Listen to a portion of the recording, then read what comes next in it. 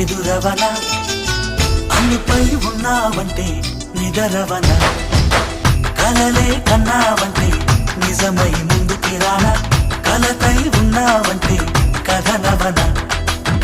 అమ్మలో ఉండే సగం అక్షరం నేనే నాన్నలో రెండో సగం లక్షణం నేనే అమ్మ తోడు నాన్న తోడు అన్ని నీకు అన్నే చూడు చెల్లిపోని బంధం నేనమ్మా చిటి చెల్లెమ్మా వెళ్ళిపోని చుట్టం నేనమ్మా